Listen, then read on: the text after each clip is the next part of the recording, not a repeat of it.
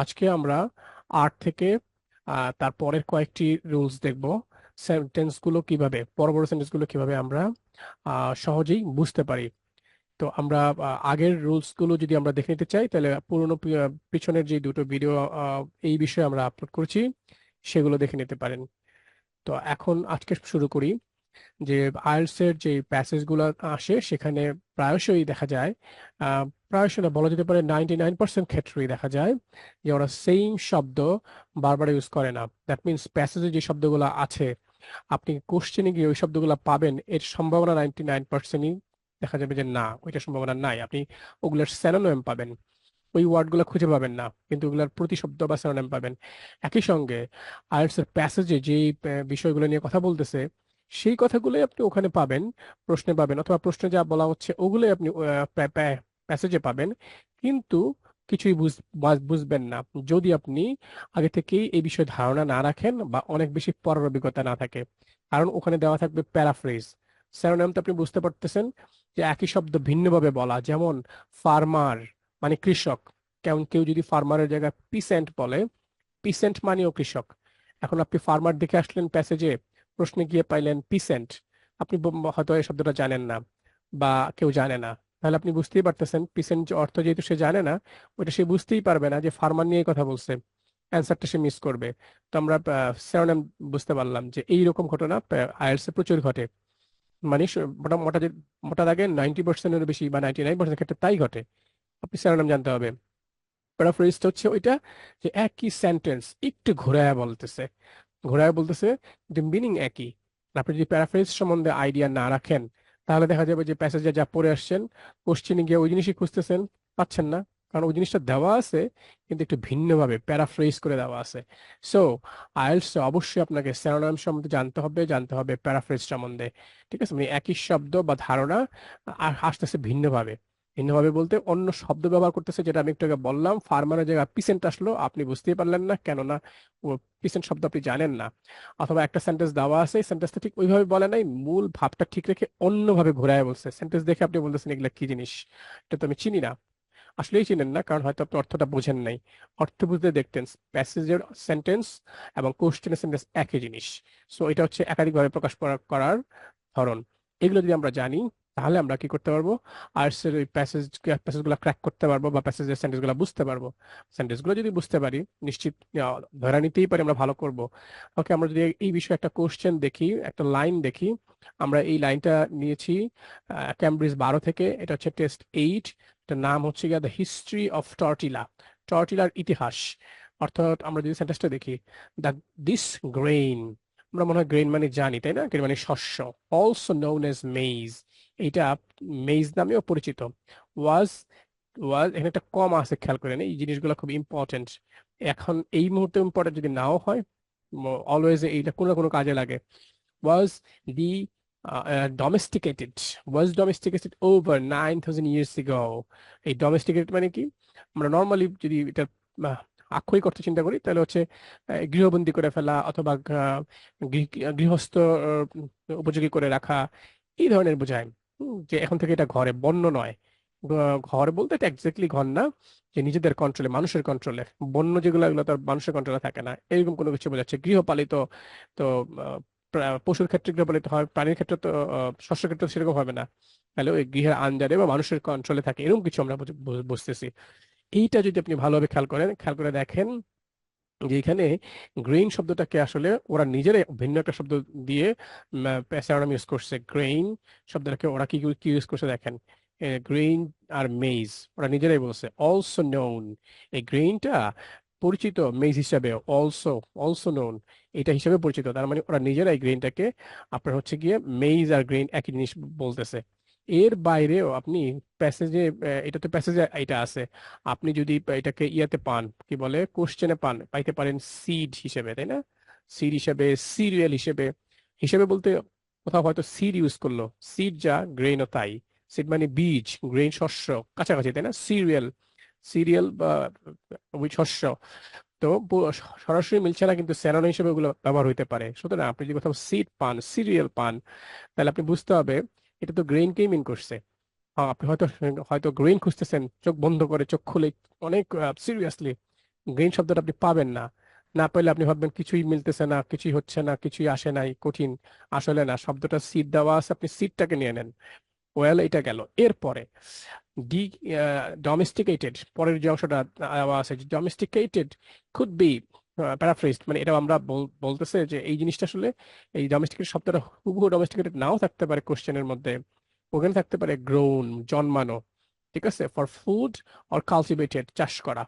তো এই ডোমেস্টিকেটেড মানে ওইটাই আমি যেটা বললাম, যে গৃহপালিত করে ফেলতেছে। যদিও মানুষের ক্ষেত্রে, পশুর ক্ষেত্রে এই জিনিসটা হইলেও শস্যের ক্ষেত্রে কেমনে হয়, শস্যের ক্ষেত্রে এমনি হয় যে আগে এটা বনে হইতো, এখন মানুষের নিয়ন্ত্রিত জমিতে হয়, যেটাকে আমরা চাষ বলি, কালটিভেটেড বলি বা গ্রোন বলি। তো আপনি ডোমেস্টিকেটেড দেখলেন প্যাসেজে আছে, আর আপনি পরীক্ষার ওই কোশ্চেনে গিয়ে দেখলেন আছে গ্রোন অথবা কালটিভেটেড। আপনি ভাবলেন দূর, কিছুই তো মিলতেছে না, আসলে সবই মিলতেছে। এই ডোমেস্টিকেটেড শব্দটাকেই বলছে এরা, গ্রোন দিয়ে অথবা কালটিভেটেড দিয়ে। সো আশা করি বা স্যারোনিম এবং প্যারাফ্রেজ আমরা বুঝতে পারবো, এই কথা মাথায় রাখবো। ওইভাবে খুঁজলে আপনি কোনো কিছুই আর মিস করবেন না, সবটাই খুঁজে পাবেন। ওকে, আমরা যদি পরের রুলসে চলে যাই, হচ্ছে প্যাসিভ ভয়েস ব্যবহারে আমাদেরকে সতর্ক থাকতেই হবে। প্যাসিভ ভয়েসের কথা নিশ্চয়ই মনে আছে যে আমরা নর্মালি আই ইট রাইস, এইটা খুব বেশি আমরা জেনে থাকি না বা খুব বেশি করে আহ, অভ্যস্ত, বা প্রথমেই আমরা শুরুতে শিখি এটা দিয়ে, তাই না? Rice is eaten by me. তো rice is eaten, rice is eaten by me. তো এখানে নিশ্চয়ই আপনার মনে আছে এই জিনিসটা আমরা খুব করতাম। তো এখানে আহ, আমি নিজে সাবজেক্ট কাজটা করতেছি, এটার কথা তো আমাদের ধারণা আছে বা আমরা জানি। তো এখানে আমি করতেছি, কিন্তু প্যাসিভ ভয়েসে, এটা প্যাসিভ ভয়েস আপনারা জানেন, প্যাসিভ ভয়েসে আইটা চলে গেছে কোন দেশে দেখেন, শেষে চলে গেছে, অবজেক্ট হয়ে গেছে। তাহলে সাবজেক্ট হিসেবে কে থাকলো? সাবজেক্ট হিসেবে থাকলো রাইস, মানে অবজেক্টটা সাবজেক্ট হয়ে গেল।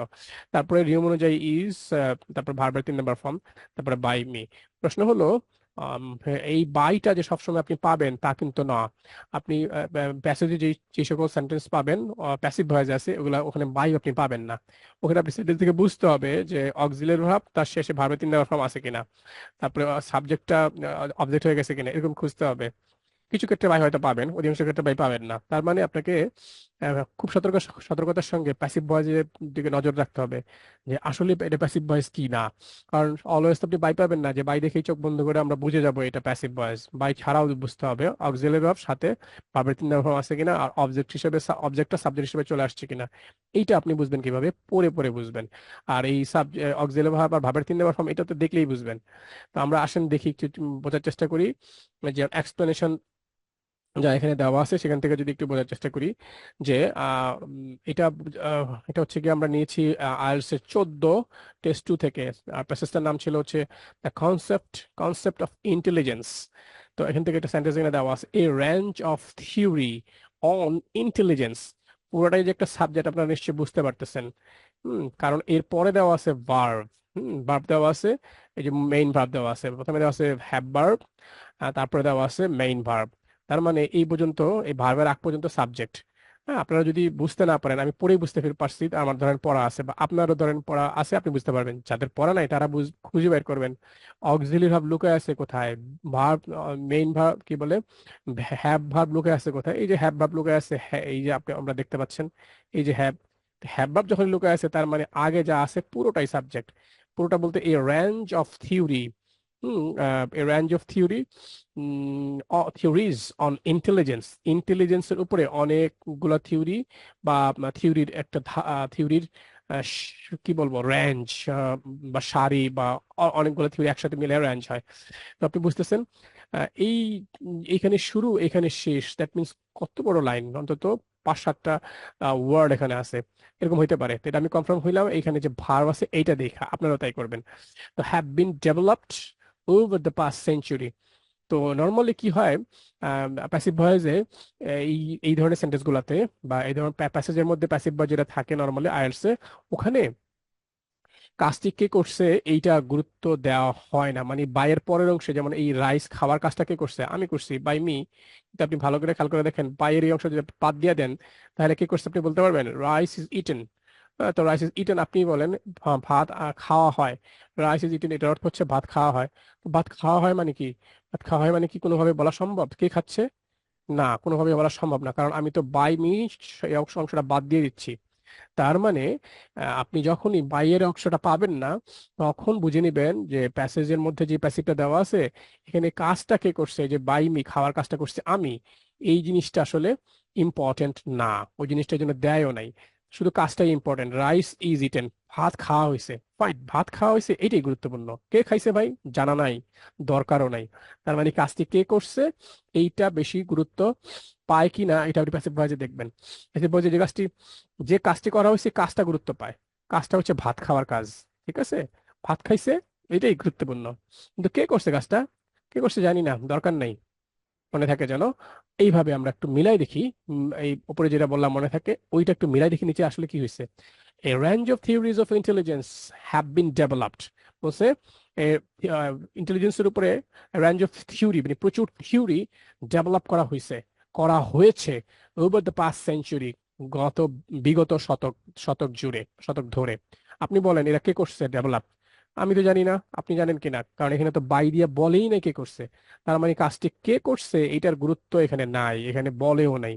তাহলে তাহলে ঘটনাটা কি, ঘটনাটা এখানে গুরুত্বপূর্ণ কোথায়? ঘটনাটা হচ্ছে রাইস খাওয়ার গুরুত্ব, রাইস খাওয়াটা এখানে গুরুত্বপূর্ণ, দ্যাট মিনস কাজটাই গুরুত্বপূর্ণ। কাজটা কি? রেঞ্জ অফ থিওরি অফ ইন্টেলিজেন্সের উপরে থিওরি ডেভেলপ করা হয়েছে। এই ডেভেলপটা হচ্ছে গত 1 শতক ধরে, 5 সেঞ্চুরি ধরে।